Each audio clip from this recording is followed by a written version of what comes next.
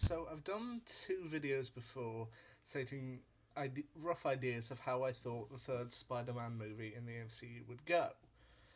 And of course, we did have a bit of problem last year when it was rumored that he was going to be leaving, but now he's back and everything's good. And I think I finally managed to take the two elements from the two stories that I came up with and finally piece them together into something that I think could resemble a decent shot at a Spider-Man movie. So this is essentially the final version of my Spider-Man idea for the third MCU Spider-Man movie. Once again, it's never going to happen, but this is just a rough idea of what I think would be a good Spider-Man movie for the third MCU movie.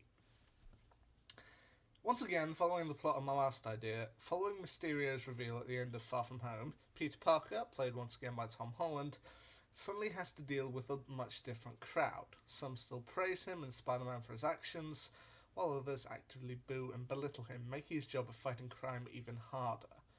After a solid week of hate and assault being thrown against him, Peter decides that while he will continue being Spider-Man, he will no longer be Peter Parker. Peter Parker will be no more.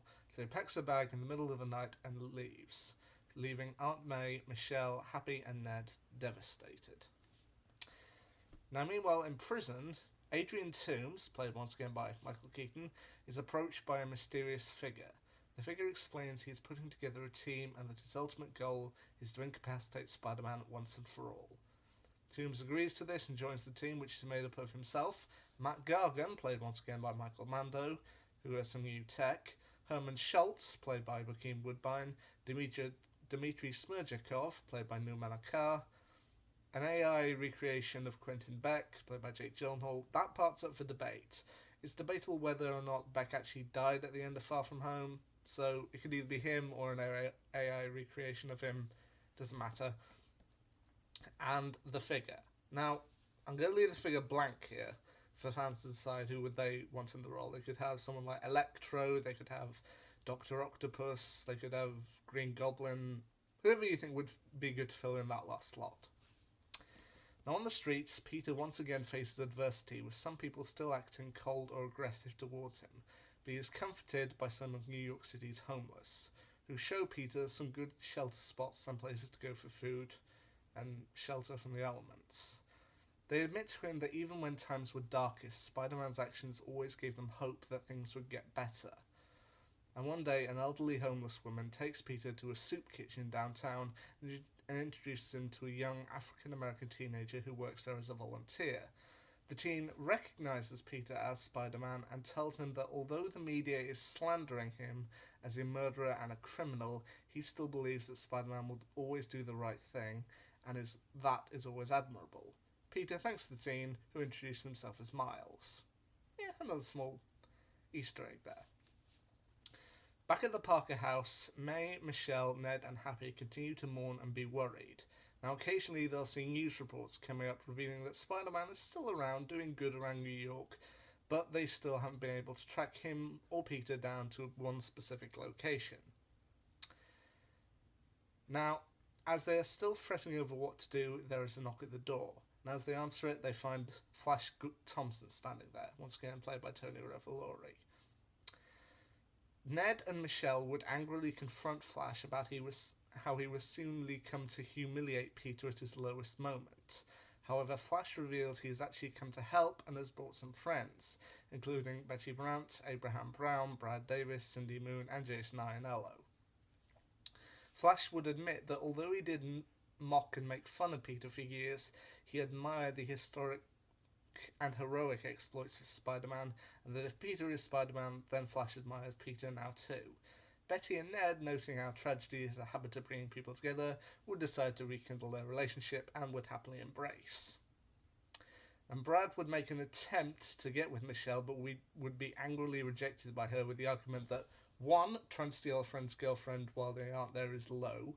2. She isn't just a piece of property to be handed around from one person to another. And 3, even though she was a victim of the blip and he wasn't, he is still technically 5 years younger than her, and she just finds that creepy.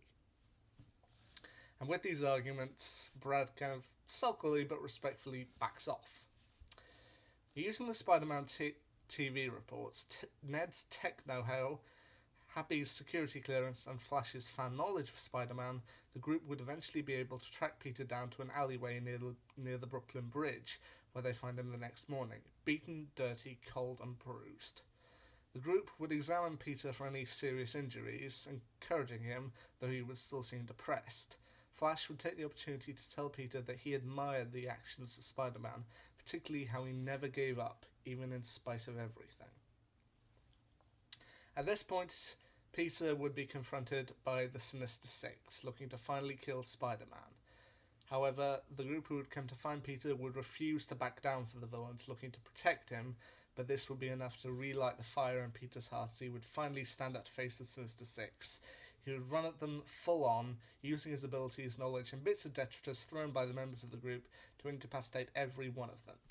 I'm not sure exactly how he would beat every single one of the Sinister Six, but I'll leave that up for people's imagination to decide.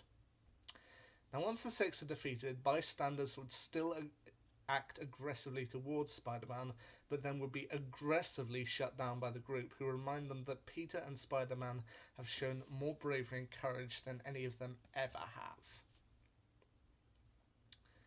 causing the crowds to back off a little. But before anyone can react, a red laser shines onto Peter's chest and a bullet begins flying through the air towards him. However, instead of Peter being shot, it's actually taken by May, who shoves Peter out of the way just in time. Peter would swing up to the building rooftop to discover that the sniper had scalped, leaving a rose and a note with the initials WF. Peter would jump back down from the rooftop and would angrily sob, demanding anybody to get May an ambulance and to get her to the hospital, which the crowd would acquiesce with, having completely backed down at the tragedy of the situation. In the hospital, Peter would visit May, who on her deathbed would tell Peter she is proud of him and of the man he has become before she passes away. A month later, a black car would drive up to the country house used by Tony and Pepper, and Peter would get out dressed in black. He would tell Happy that it wouldn't be long, and Happy would tell him to take as much time as he needs. Peter heads to the lake where he previously stood on the day of Tony Stark's funeral. He takes out a small parcel, placing it on a tiny raft nearby. The note on the parcel reads, May Parker, loving aunt, terrible cook, wonderful woman. He would set the parcel on the lake and then set a single match upon it, allowing the craft to burn. He would be joined at the lakeside by Michelle, who would hug him, and they would share a moment of silence. A few days later at the high school, he would be met in the hallway by Flash. Flash would tell him that after graduation he was joining the United States military, having been inspired by Peter to make something of his life. He admits that while they aren't exactly friends, he felt he should say goodbye to Peter properly before he leaves. The two would shake hands before departing in opposite directions. Peter would then be called into Mr. Harrington's office, where he would be informed that since he did miss several days of school while he was missing, he technically has insufficient points to be able to graduate with the rest of his class. Peter would nod, saying he understands it means he'll have to take another year of school, but Harrington says not necessarily. He's had a word with the members of the staff, and they are prepared to allow Peter to graduate if he does one small favour, called a practical drama assignment. A few days later, the graduation ceremony takes place. All the other students receive their diplomas, and they announce Parker, Peter, and Spider-Man would swing onto the stage. Peter would pull off his mask and say to the crowd, I am Spider-Man, referencing not only the moment in Civil War when he reveals himself to the public, but also harking back to the original Iron Man. The crowd would burst into applause, and Peter would be handed his diploma as the film ends. So yeah, there's my final version of what I think Spider-Man 3 in the MCU would look like, but yeah, it's only a rough idea. I'd love to know what you think about it. Till next time, see ya.